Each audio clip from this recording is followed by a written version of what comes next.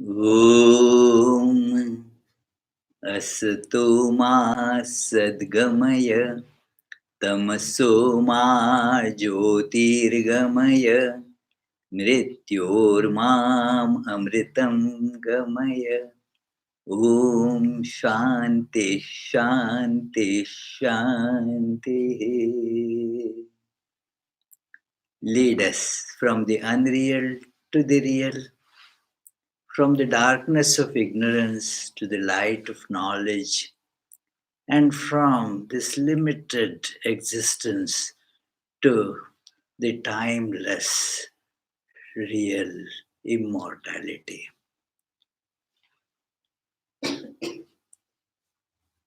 Revered Purnanandaji, who has been taking care of me since yesterday evening, and we had a very nice this outing today at the Glendalough, and very charming and spiritually elevating place. I'm very happy to be here amongst you all and discuss some cardinal principles of Vedanta. Since I wasn't sure what type of discussion you will like, and so I have given something that is a generic topic, that it is, we can discuss it as long as you want, we can make it as short as you want. It is, and it all depends on your involvement. It is not that coming to a lecture means you have to sit passively. Learning is an active process. Absorbing is more difficult than just talking. So you have to be really very active, including these two nice little kids. Mm. So you have to actively take it in, fill your being with it. Vedanta is the process of learning. It is not exactly what is called a faith or a belief system. In fact, it is investigation. It is investigation carried on fearlessly about the nature of truth, nature of our experience, nature of who we are. It is therefore going on for ever since the humanity is here. It is not that it started at a particular time. A question that gets asked to me very often is who founded Hinduism? Said, well, there is no founder as such. It is going on from where since the humanity is there. There are these questions, and these questions they bother human mind all the time. It is, in fact, uh, the special feature which separates us from other animals. We question, we try to explore what are the possible answers. We get doubts, and that is how human mind uh, is finding the answers to these very fundamental questions. And Vedanta is very fearless in this approach. It is not bogged down by dogmas or belief systems or certain doctrines. We should investigate fearlessly. And this fearlessness carries us to the proper answers, the answers that illumine our inside and outside. It removes all doubts. It fills our heart with what we are actually seeking. So, therefore, this is a quest that goes or takes us to the fulfillment of life. So, one of the questions that comes to us as human beings is who am I? Who am I? The other way to approach it is what is this world that I am seeing? And then the third way of looking at it is well, who governs all this? We can, in simple words, put it as the investigation into who am I, investigation into what I experience. I experience I, and then there is a gap. I and the world. What is this world? And then what is God that governs all these? So we try to find definite answers to all these questions through the means that are available to humanity. All our knowledge comes from these two means. One is called analysis, other is called generalization. That you analyze, go deep, find something, and then what you discover in one case, you generalize it over other cases, all other things. So, this is how we make laws through analysis, through experimentation, through observation, and that's about it, you know. So, we discover higher and higher truths. It is, you can see that therefore there is no particular geographical limitation to these investigations. It is like science in some respects, but it goes beyond science. It is, for example, it is a discussion with one of my senior Swamis. He says that, well, science is universal, means the laws which hold true in Ireland and they hold true in England, they hold true anywhere. So the laws of physics are kind of universal laws. Laws of science are universal.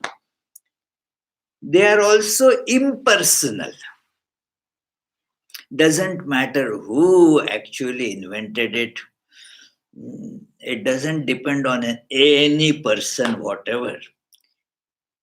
Any person can verify them. But in these truths that the Vedanta explores, there is one more dimension that physical sciences lack, and that is that these truths are eternal, whereas the truths of science keep on shifting and changing. They are empirical. Whereas these truths are not empirical because they take you to the timeless principle. So, this is a big difference between the truths of physical science. They have to be, by their very nature, limited by the data that is available now. That is why uh, the science cannot prove anything. Science can disprove, but science can never prove. Because whatever conclusions we arrive at, they are based on the data available to us at this point of time. Can we ever guarantee that the new data that may come will not be able to topple these conclusions? It can never be asserted like that, and therefore, the conclusions of science are temporal, empirical, and they keep on changing. The history of science over thousands of years establishes that how many times every now and then we have changed our ideas, our conclusions. There is a very nice book, many of you must have read it, Brief History of Time by Stephen Hawkins. A nice, interesting book. Whether you like science or you don't like science, you study it or you don't study it, it's a nice book to read. So there, this great scientist who passed away not too long ago, he says that he has uh, put a bet with his friends that the black holes don't exist. Why did I make this kind of bet when I have done a lot of research myself on black holes? And then I bet that black holes don't exist. Why? He said it is kind of insurance policy. That because tomorrow science may show that the black holes don't exist, and then all the research that I put in goes down the drain. But then in that case, I will have the consolation of winning the bet. So it's this is just to show the nature of physical science and nature of this science, that investigate through what? By going beyond the box. And what is the box that we all work through? Is the box that is the physical senses and mind. The investigators in this field long ago discovered this limitation and decided that unless we transcend this limitation, we will not come to the truth, the limitations imposed by our senses and our mind. We work within this box. There is this beautiful statement that comes in Kathopanishad, quoted very often, that Paranchikhani Vyatrunat Swayambhu Tasmat Parang Pashyati Nantaratman, that our sense organs have this manufacturing defect, that they just open outside and therefore are not capable of finding out who am I. So those who therefore want to know who am I have to transcend these senses, and thus one can reach, one can see that reality. Moreover, when we investigate this idea that who am I, one thing can easily be seen, that I am not this physical appearance. I am not even the mind. So you find out, in the process, that a criterion by which to separate what I am and what I am not. We see that I consider myself to be the same. It is a couple of months or more ago that I thought of coming here and emailed Purnananji, Vimokshananji. And then I came here now in 2-3 months that this happened. Uh, there is change in the body, change in my thought process also. Everything changes. But still, I cannot be convinced that the one who agreed to come is different from who came. The same person who said that will come has come. It is not different, but the body changes. So I cannot be body. Do you see this? I am not body. In such lectures, it can be easily shown that we are not body because physically we are sitting here. Are we here? Uh, just as you might have put your vehicle somewhere, car, and then brought yourself in a smaller vehicle called body, and then that body is parked, like a car is parked on the chairs, and then you get out of the car and move here, there. What is happening at my home right now? What is my spouse busy with? So you are not here although the body is here. So it is a very good evidence, indisputable evidence that we are not bodies. Now, the special feature of these investigators, these scientists, is that they were not afraid of taking this conclusion uh, forward and get the corollaries of it, get the conclusions that will spring up from that. If I am not body, well, I have no birth, I have no death. Mm, isn't it a clear conclusion? Doesn't require much brain work. If I am not body, it is sure that I am immortal. Also, I am not bound by age considerations, gender considerations. I am neither rich or poor. I have no financial considerations to worry about. These are all concerns of body. So, see how much freedom we feel just by understanding this simple idea that I am not body. So, you come further now that whatever changes is not I remain unchanging.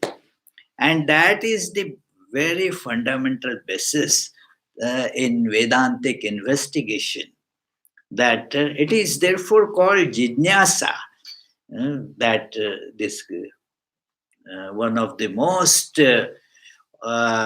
respected texts in Vedanta is Brahma Sutra, that the inquiry, it begins with this athato brahma jijnasa, means now we begin the investigation into the nature of the truth or reality. So this is an investigation that we carry on, and we discover that even the thoughts are not I am beyond the thoughts, beyond the emotions, because thoughts and emotions change. Mm. Emotions like this. What's your name? Aditya. So Aditya, when Aditya was say much younger, he liked certain things. Now he don't like those things. He doesn't like those things anymore. In fact, with children, you can easily see the toy they like in the morning, they don't like in the afternoon. The emotions change. Your sister, isn't it? So sometimes he likes his sister a lot. Sometimes he likes to fight with her. Am I right? Yeah.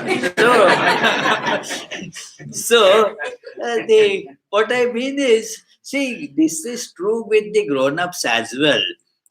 Only children, they don't have inhibition, so they make it open. The grown-ups try to cover it up a little bit. The toys that the grown-ups use are different, that's all. So that is, but that we are not our emotions, we are not our thoughts. It is, we are beyond that.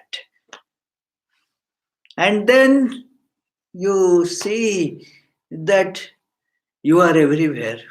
It is because of a particular body identification, you have a location. You are here and you are not there. It is because of being confined with certain thoughts and emotions. You feel I am this and not that. But when you know that you are not that, neither body nor mind stuff, then you are everywhere. There is no way to say that there is differentiation. The logic will force you to come to this conclusion, friends, that you are all pervading. Am I clear so far? Hmm? I am all pervading. Now, this is the conclusion that these sages reached long back, many thousands of years ago, and it was given in the form of an equation.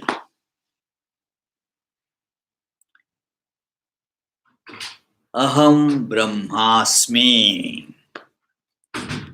I am the all pervading reality.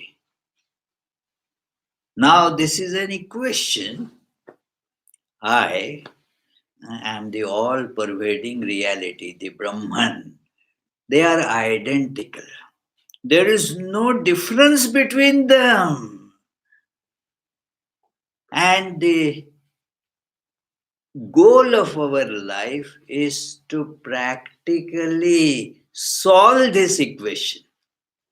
A little high school mathematics, you have that algebra, that you solve equations. Means there is a left hand side that does not look like right hand side. And you have to prove that both are actually same, although their appearance is different. That it is. If they look same, then you don't have to show that they are same. It is quite clear. A equal to A need not be proved. A equal to A. But then, when the two do not look same, that is what happens. How can I be all pervading? How can I be timeless? It is quite, confusing. So we have to solve this equation that intellectually one arrives at it, but the challenge is to convert it into a practical experience. It is there you see what is called sadhana, the spiritual practice. The concept that we intellectually understand is one thing, practical experience is quite a different thing. But by intellectual analysis, you can see the possibility. It is in any learning, you say, that you have to put that thing into practice, which requires long time. Discipline is to be put on the way we live. This is the other idea that Vedanta has, that it is understanding and implementation, they have to go hand in hand. They, uh, I am everywhere, okay, let me try to practice this. It is not just uh, an imagination or just an idea. It can be experienced. It is something that is practical. It can be practically experienced. So, this practically experiencing is called yoga. It is, find these two words coming in the end of Bhagavad Gita, which is every chapter of Bhagavad Gita, mm, that Brahma Vidya and Yoga Shastra, that it is understanding and then practicing. There is, to give the proper this distinction between the two, you can refer to the one verse. Think it is 39th verse of the second chapter of Bhagavad Gita, that says that, "Oh Arjuna, I have been telling you this as matter of intellectual understanding. Now listen to it in terms of practical experience, that what I have spoken to you, Esha te abhita sankhye buddhi yoge tu imam shruno," that what has been described to you as an intellectually understandable, a logical derivation. Now see how you can practice it in life. That is called yoga, to bridge the gap between what we understand and what we experience. This is called yoga. The yoga these days, especially in the Western world, has acquired a very different meaning, like doing some exercises, some poses, some physical postures. They go by the name yoga. Actually, that is maybe a very small portion, a very small part of the whole system of yoga. That it is, the yoga really refers to changing our life and bringing it to the experience. It is in my lectures in college and schools, I give this example there that connects very well with them. That okay, you can, finish reading of a nice book on swimming, maybe in a day or maybe even in an hour. But does that reading alone makes you Michael Phelps? No, it is something that requires very highly disciplined practice. The fellow, for so many, years, has been putting so much efforts under certain, very good coaches, not letting a single, ounce of fat, extra fat on his body. A very disciplined dietary regime has to be followed. Then gradually what you read in the book becomes your experience. So also, when we have to learn to experience this thing, we have to change our personality. We have to train it. That education and training both are important. Learning and practicing both are important. It is, you will see in all the Upanishads and Bhagavad Gita, that you understand, but then begins the hard work, that experience it. It is in the celebrated book by Shankaracharya, Vivek Chudamani. He says that you understood that underneath there is a big jar full of all the gold coins is kept. Now, even if you understand it, if you believe it, that doesn't make you rich unless you dig, take it out. Then only you become rich. You have to take that work upon yourself. So, just saying that I am all pervading, I am not limited by body and mind, That will not make us see that. It is good to say that, but more important is to start training ourselves in converting this understanding into tangible, practical experience.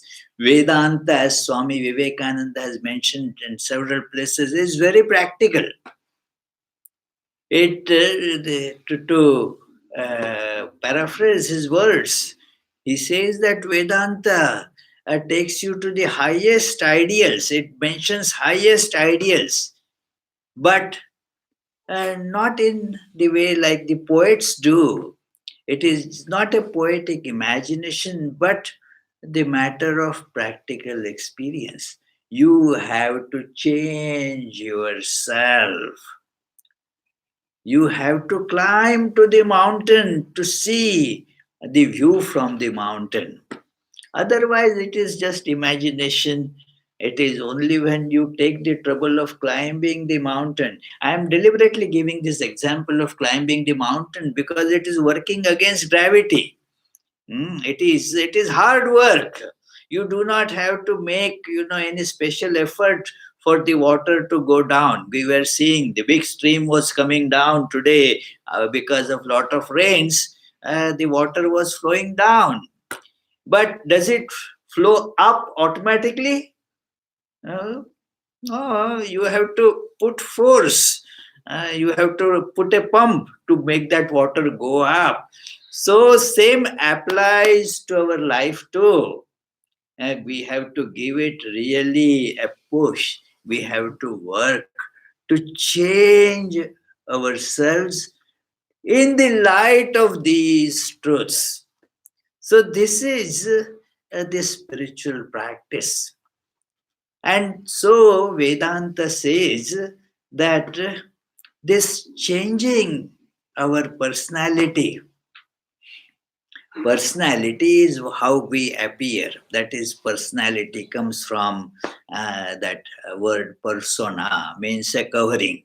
So this is a covering. We have to change this constraining covering so that our true nature will get expressed, and that is uh,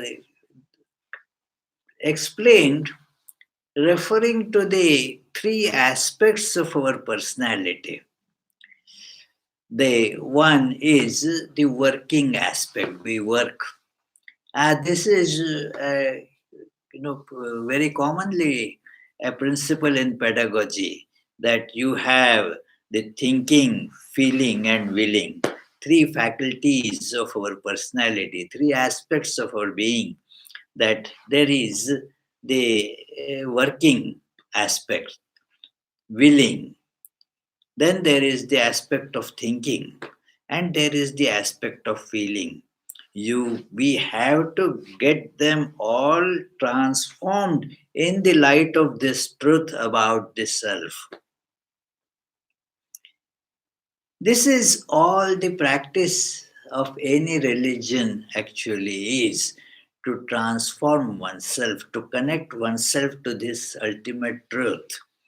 And the presentation of that truth could be done in various ways. But the spiritual practice, religious practice, is that which connects us to this truth in increasingly intense way. So it is like as you are going up towards the peak of the mountain, your view changes. Uh, so similarly, our understanding undergoes changes, our behavior undergoes changes. So one aspect of that, as I was telling, is to work. It gets called karma yoga, the yoga of action. Commonly, we work with selfish motives. Selfish in the sense we work for just this body and what is connected with this body. And thus we remain confined. The I remains confined in the presence of this physical apparatus, that's all. It is, we are kind of locked in the prison of this body. It is, therefore, our life is the life of a prisoner. You can be in the body, but being locked in the body is different. Uh, yes, Aditya, what is difference, between home and prison? Is there a difference between home and prison? Yes, you can tell. What is the difference between a home and a prison? Prison is staying locked in a cage. Correct, correct. Exactly. If you are at home, you can go out, you can come in. Hmm. It is, you are not locked. In prison, well, there is a sentence, that you have been sentenced to prison for certain duration. Now you cannot say that I want to go out. Oh, no, no, no. It's not. You are not allowed to go out. So we are sentenced to this prison of body. We cannot really leave it. And the way out is therefore learn to work for others without expecting any returns. This needs practice. It doesn't come automatically because we are addicted to just keep on working and with these motives. In fact, we cannot work without incentives. That is why the employees are given so many incentives so that they will put in more work. Without incentives, we cannot work. So we have to change it to work, as Swami Vivekananda says, that let us work with freedom, not working like slaves. And we keep on working as slaves, and that keeps on putting more and more bondages around us. Somebody was asking me not too long ago, then Swami, is it wrong to, go after money and become rich? I said, look, if you are running after money, who is the master? Who is the master? Money is the master. You are the slave. Then who uses whom? Money uses us. It is really, friends, if you look, very few people are capable of using money. Most people get used by money.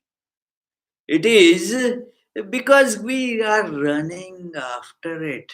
So, our way of working is making us more and more bound. Although we like freedom, we want to be free. Nobody wants to be in bondage. Everybody wants freedom. But why we don't get it? Because we are working in a very wrong way. So therefore, now what we need to do is to work in the right manner. Any work, this is an important thing, that we don't have to change our work as such. Whatever work we are doing, that needs to be done in the right manner, in an unselfish manner. It takes training, friends. And not that today we decided and tomorrow we started doing it perfectly. No, it's not that easy. Some could do maybe quickly than others, but with practice, each of us can improve it. I have seen hundreds of examples where people have transformed their lives by working in this spirit. It is a very important discipline to change us because we all work. This means is given to us.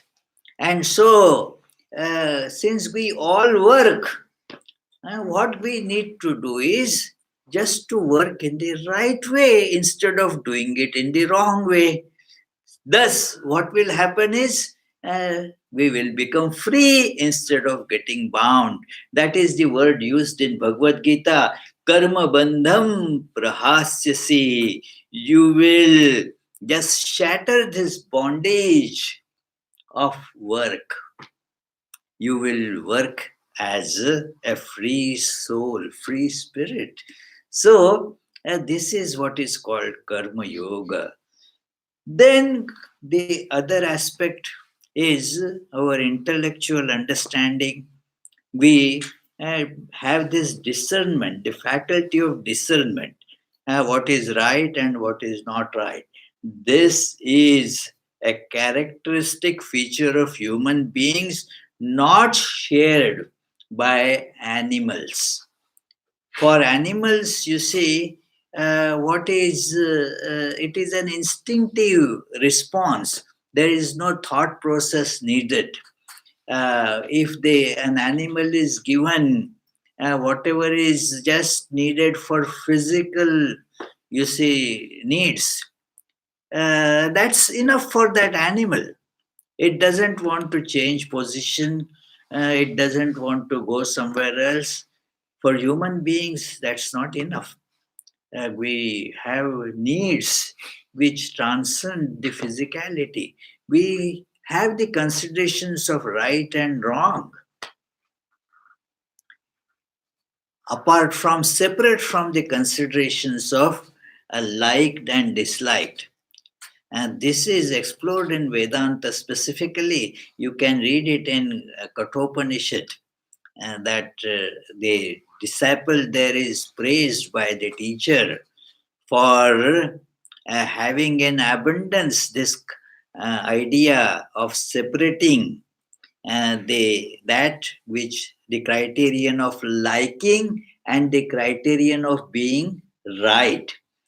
Uh, we do things based on these two criteria, this criteria, that I do it because I like it. But certain things we do even though we don't like them, because we see that they are right things to do. Whether I like it or I don't like it, that is the right thing to be done, and so I do it. And the Sanskrit words for these are priya, means that which I do out of my liking. And then the other word is shreya, that it is I am doing it because it is good. Now our personality is to be trained to do things because they are right things to do, whether I like them or whether I dislike them. That is should not be the deciding criterion. I may not like it, but if it is right, I will do it. And if it is not right, then even if I am liking it very much, I will not do it. This is called the, training our whole personality through this uh, point, this particular consideration, that I will do things because they are right, no matter whether I like them or I dislike them. So, this is called the yoga of discernment or jnana yoga. It is a bit difficult. Very few are really the qualified aspirants to practice this yoga of knowledge independent of other yogas. It is because our discernment, faculty of discernment is too weak. We call ourselves intellectuals, but our intellect is very weak. Very few in the world have been really can claim that they were intellectuals. There was one Buddha, some Shankaracharya, some Sri Ramakrishna, some Vivekananda, and like that, who could say that yes, they are intelligent people, they are intellectuals, because they could uh, guide their life through this discernment. Whatever is right, they will automatically, their personality will go to do that.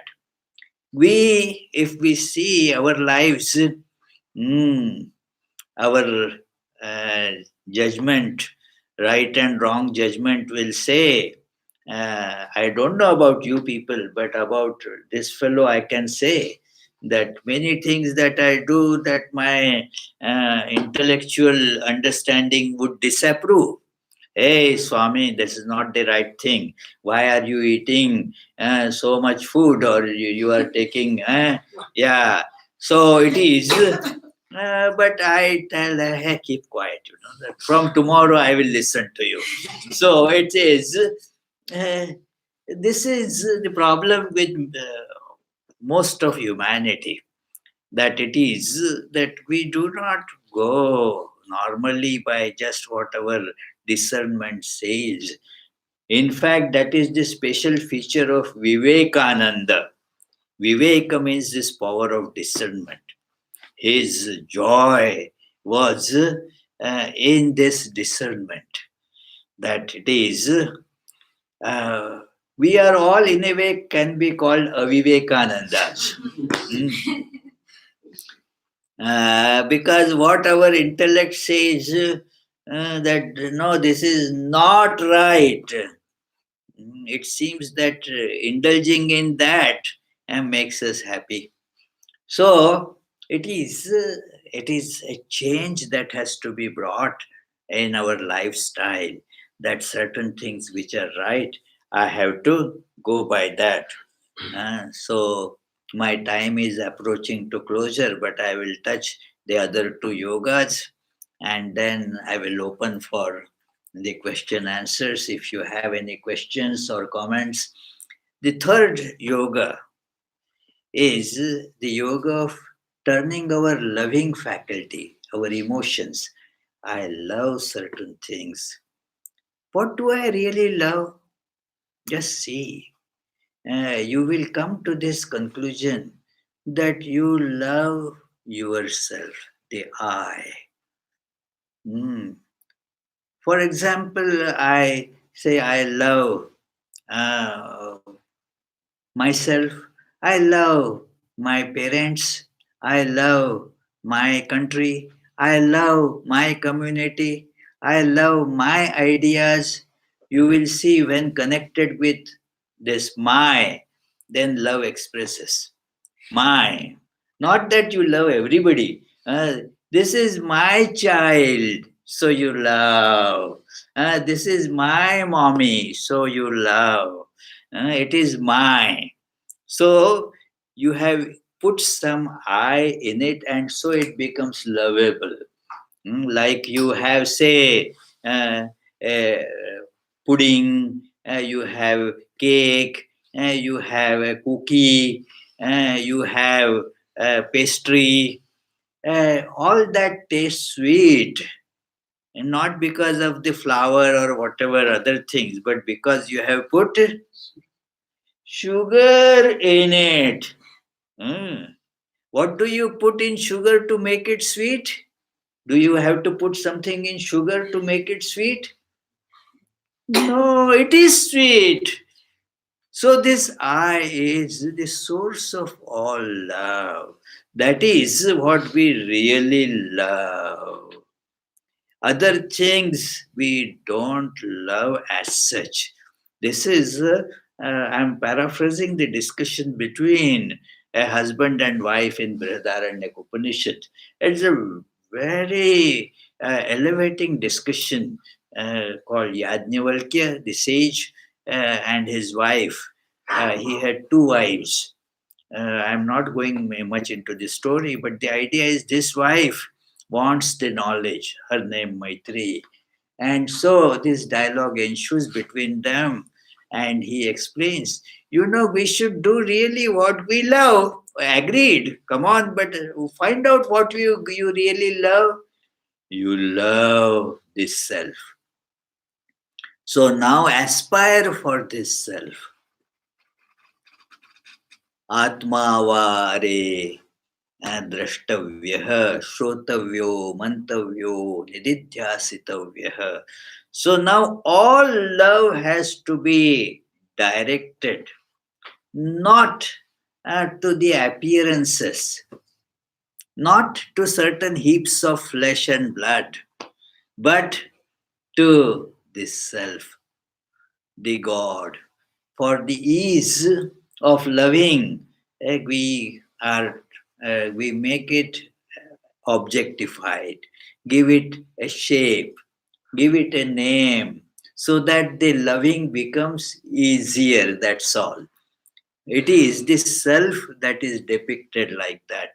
I quote again from Brihadaranyaka Upanishad, which says that the worship to any deity has to be done as a representation of the self, that it is Atma iti eva upasitavyaha. It is to be worshipped as your own self. So, direct all love to that.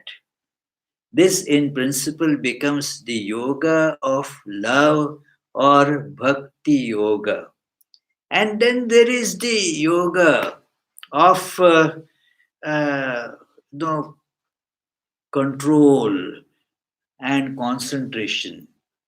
Our faculties, if we want to use them, they should be under our control.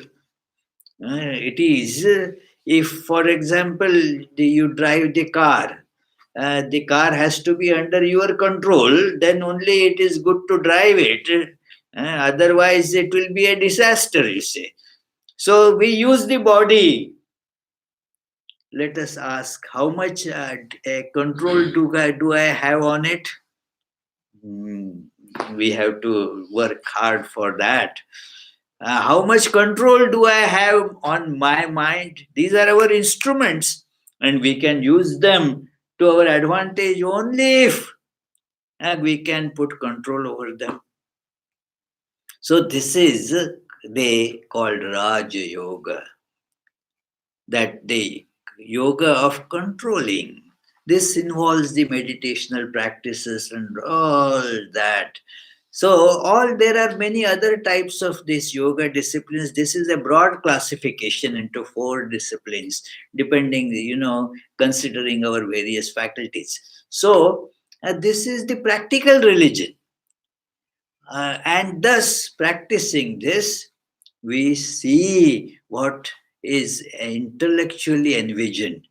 We start, and this is always, to the extent that you do it, you will see the results. Not that you have to either do, 0 or 100. To whatever extent you do it, you get liberated to that extent. So, this is the cardinal ideas in Vedanta. The discussion could go on, but although we were talking about timeless principles, we were talking in time. So that puts a barrier on everything. So I conclude my talk here. I am very, very thankful for the kind loving hospitality extended to me by Swami Purnanandaji. He gave me a very nice, cozy, comfortable room to sleep in. Uh, Whereas he sleeps, I saw his room. It is kind of a bunker bed and so forth, that also works as his office. And he has put this fellow in a very nice, luxurious room. So, and so I'm very thankful to him for this love that is being given. And I also thank you all for having come to today's this program. In spite of being very busy, this being a working day and kind of cold outside, still you all managed to come. Uh, so I am very thankful to you also. May the blessings of the divine be continuously showered on you. May Sri Ramakrishna, Holy Mother, Swami Vivekananda inspire you all the time. Thank you.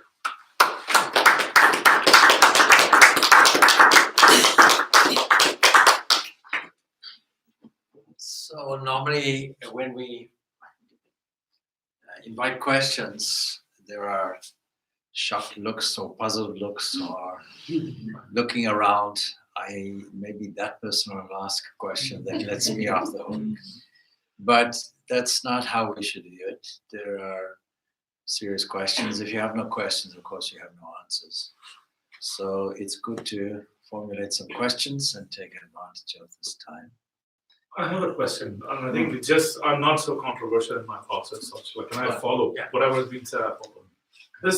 Swami, there's one thing which you mentioned, and I think it's a universal truth as well, is that mankind is different than animals, right? Our faculty is so good, we try to reach. If we're saying Atman is Brahman, or we are Brahma, then why would there be a distinction between any living being? Why would animal not be able to reach if we are saying? Well, yes, animals also will be able to reach if they go beyond their box called this particular animal, just as human beings also will be able to do it only if they go beyond the limitations of body and mind. The very specific thing that the human beings have, which is not shared by other animals that I mentioned, is this faculty. It is like the spacecrafts. They have to have the special engine that can generate what is called escape velocity, that will be able to break the pulse of the earth gravitation. Otherwise they will not be able to cross that. So the animals as we know them, and this is, I agree that this is human understanding of animals. Maybe a dog's understanding about itself is different than a human understanding of dog. But we are human beings discussing this. So the animals, they do not have this faculty of discernment. So, therefore, they cannot go beyond those barriers of being confined to body. Even this understanding is not seen. There have been many experiments about it, and then one can verify that their identification with the body is tremendously strong. It is the identification is so powerful that they are not even aware of being identified. That's it. The sense of a separate I is very difficult. It is a great step in human evolution that a sense of I separate from that of the body comes up. I as soul, as consciousness, and that is why it is not possible for other animals. It happens in human beings, and that is why the scriptures also tell that, therefore, don't waste this human birth that you have got.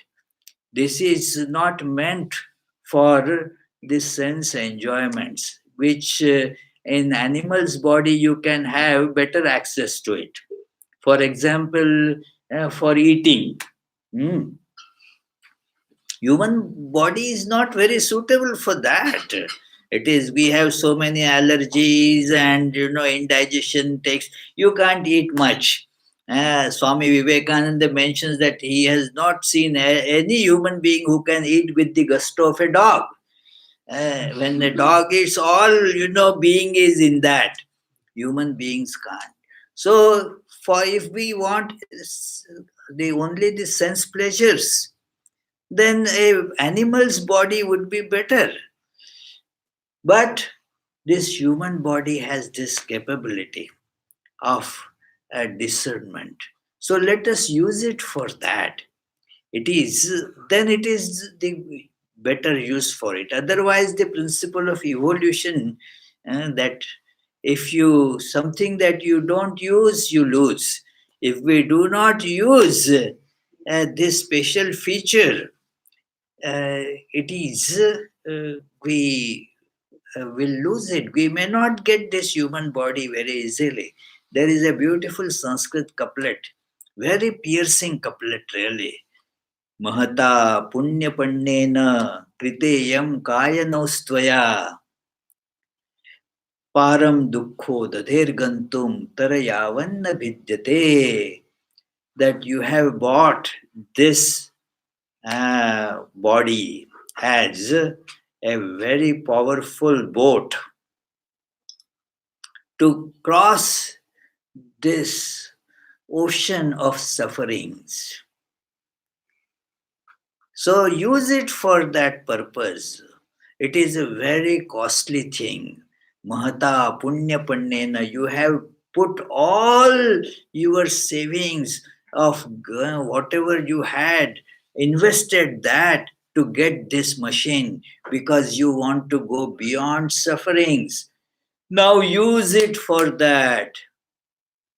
Uh, to continue with the example of a spacecraft, and now, if you go, it is a big investment. You can't buy spacecrafts with, say, a few euros.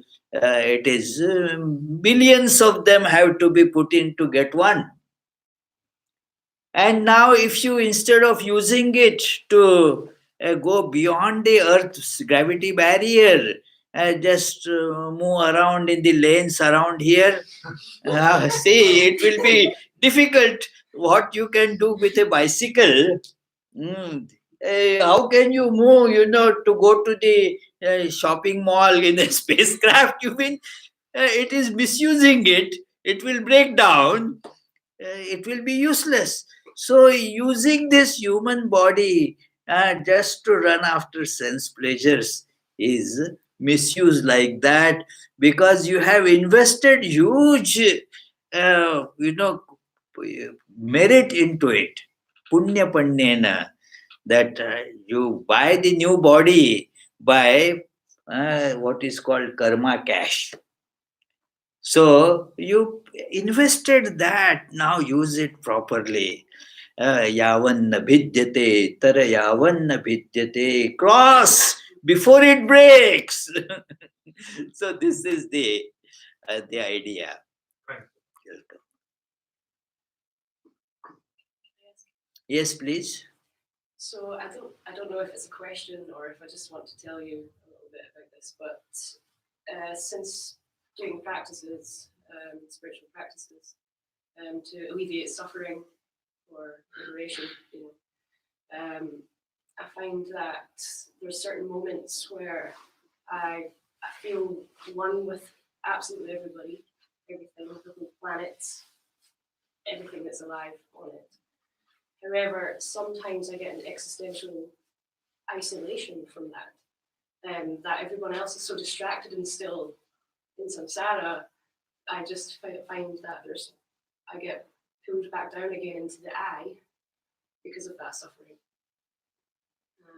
I'm wondering if there's a practice that I can do at these points to stop me from sinking back down into samsara. Well, that is, although you have made this comment or asked a question, this is true with most of us. And the only thing that is to be done is to continue and intensify the practice that has been given by a competent guru. It is very important. All scriptures, actually, of all different religions, therefore, make it kind of mandatory to have a teacher to carry on the practice, even to learn in the simple arithmetic and language we have to go to school. You need a teacher even for that. And Sri Ramakrishna used to tell, even to do thieving, you need a teacher who teaches you how to thieve. So it is a far, far cry to be able to do it without the proper guidance from a teacher. It is absolutely necessary. So that's my next chapter. Another thing I would say is about the working for money. How everybody has to have a roof over their head and a car to drive, and all of these things needs money. Food costs money now. You know, when I pray for food in my belly, I think about food. I don't think about money. So I'm drawing in the wrong thing, maybe, but maybe I'm not. But I'm definitely never have been drawn to money, and so I live a very poor life for that reason. Yeah, But that's there's very good. Nothing in me that can. There's no drive to try to make money. Yeah, excellent. You know, that is, it's very good. It's That- good It is. for where I'm standing now, but in my life, it can cause some problems. You know, Well, it is not that you will see this Swami. He doesn't do any business to earn money. Well, but he manages. He still gets his food. I would say that I do rely on the kindness of others often, but a lot of the time I give my all. To Even when you run after money, you have to rely on the kindness of others. You do. Except you do not realize it then. When you directly seek money, you at least know that you are relying on the kindness of somebody. It is. And let me share one incident with you know, in this regard, that, and it was such a big eye opener for me personally, that when I used to be in Nagpur then, and a novice just had joined the order, and we had a cook who was getting older, and so he decided to, you know, retire from the work and go back to his village and live there. So I asked the cook that, well, do you have enough to, you know, for your maintenance? Is there enough for you arrangement for your food and all that? And there was uh, a sense in me that, well, we are giving him money because of which he is feeding himself. That ego was there. And this cook, he was illiterate. But his answer was so wise. He said there that, well, the one who had been feeding me so long will continue to feed, and the day he decides not to feed me, who has the capacity to feed me? Oh, what a wonderful answer, you know. So it is not that if we run after the money, all our needs will be fulfilled. The needs will keep on expanding, that's all, to consume all the money. Sometime back, one lady, she is an entrepreneur and then does a lot of, you know, work, goes to, you know, find out the business and this that. She said, I have been observing for many years. Your economics seems to be completely different. What kind of economics you guys follow? You do not run after the money, and still your bills get paid. You seem to be living in a very relaxed manner, whereas she is very highly qualified lady. Uh, Whereas I have to always, I'm worrying that, well, this, where is my next business coming from? Who will be my next client? Whom I can, exploit. She doesn't use that word, but so it is. So I am always worried that how long will my savings last, how more I can add, how richer I can become, and so forth. It is, but whereas you seem to have, somehow your bills are getting paid too, you are getting food to eat, you are not worried about anything. What is this? What kind of economics are you practicing?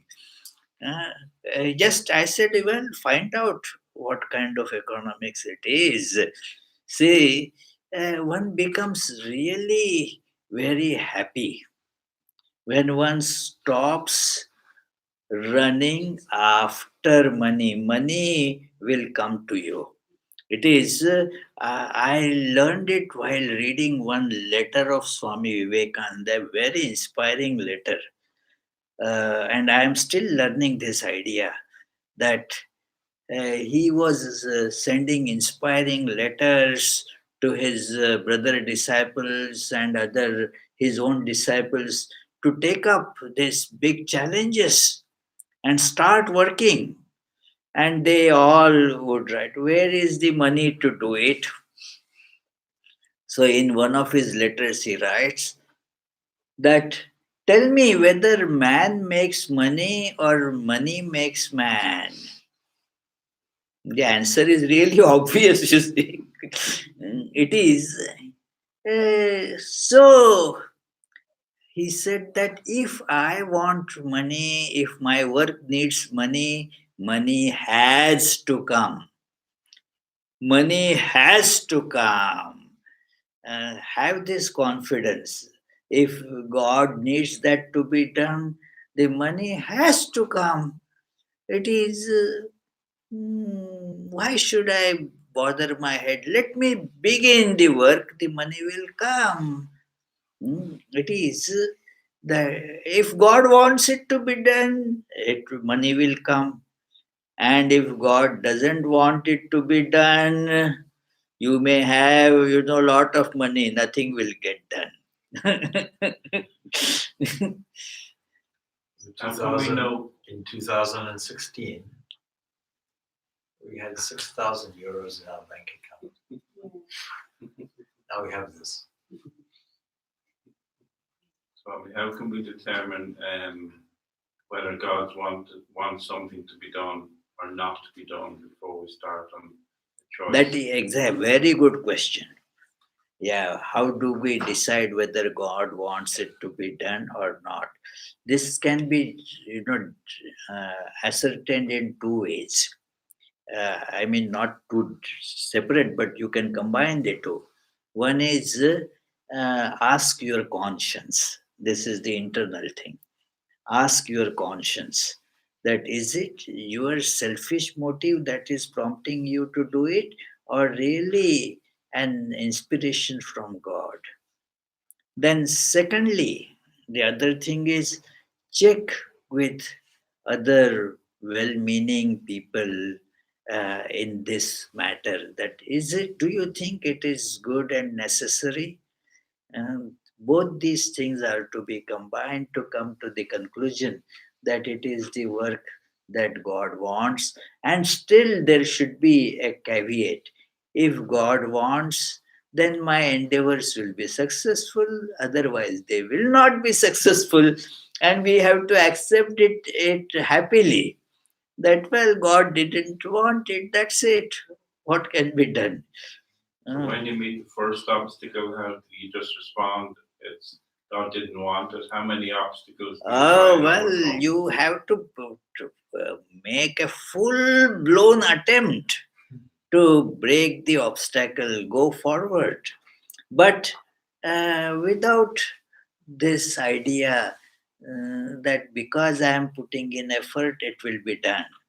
Uh, we will put in efforts, but it will be done only if God wants it to be done. It is a great lesson that one learns while doing so many different works and observing many great people who have done such work. It is the first Hindu temple in the Western world was built by Swami Trigunatitananda, a great disciple of Sri Ramakrishna. He built it in San Francisco. It is a wonderful architecture. He worked very hard for that. He was a man of tremendous capabilities. If you read his biography, one feels so astonished that it is his ways was very quick, working very quickly, and had that capability. So he built that structure and then said that region with lot of earthquakes, seismically very sensitive region. So he said, if this is the temple built by God, it will withstand. If it is built by me, it will collapse. If it is built by me, it will collapse. And it withstood all the earthquakes, most of the other structures in the vicinity, and they got all flattened. But this structure survived. Now, a few years ago, they took up the project of renovating it. And then it was discovered that there was no foundation to it. There was. It is amazing, that it is a different. It is an architecture that is of a different style. But you see, it survived over 100 years. Nothing happened to it. And magnificent to look at it. Look. So now they had to put in a lot of money to build a foundation under an existing building. Imagine, you say. So it's but what I want to say is, look, although he put in all his efforts, imagine the obstacles that might have presented. But he was not the person to be deterred by obstacles. Okay, let me go forward as much as I can. And then dedicate everything to Lord. If it is God's will, it will stand. If it is I am the doer, then it will collapse. So that is the spirit, you say. At the start of the talk, you used the word fearless many times, but it sounds like that approach, no matter what you do in God's work, or if there's something, if it's to be, you do it fearlessly, Yeah. without doubt. Yes, fearlessly approach it. Do it. Put in all your 100% efforts. And then do not say that it is mine. That's it.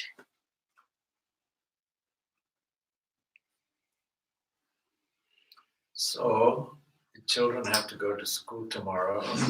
Yes, definitely. They're bedtime. Today they have to go to sleep first. No doubt they will dream delightfully of the school. Are you getting off tomorrow? So I give you a chance to make some pranams, and then there will be food that people brought. Yeah. So thanks to all that. Thank you so much to Swami Yogatmananda ji for managing to easily over quadruple our Tuesday attendance. So a few things. Every Tuesday we meet here following a similar program. Every Sunday we have the program at 11 o'clock when we're not doing a workshop. 11 o'clock in the morning. and also 4:30 in the afternoon. 4:30 in the afternoon is a talk. So the last time we did it, it was very well attended because we had reasonable numbers in the afternoon. And although we only had a few in the morning, we continued a theme on the game of guiding thought or meditation, which has been continuing over a number of weeks. People struggle with the subject, so we have a course on it. Then also, we are busy compiling a program for next year. So we hope to get some dates for 2019 to you. If you haven't been here before and you're interested in what we're doing, then please put your details in the visitor's book and please make it legible. That's a challenge. So I hope if you are new, you're not a doctor. And then most important thing is email and telephone number. But we are here, this place is yours, so please use it. I think that's all we have to say. For the people from Navan, I think we're on for Saturday, the 1st of December. Yeah, at Nilesh's house. Okay, so that's 2 o'clock, from 2 o'clock in the afternoon. Otherwise, please enjoy your food. And if you have any informal questions before we ourselves go out for eating. Thank you, friends.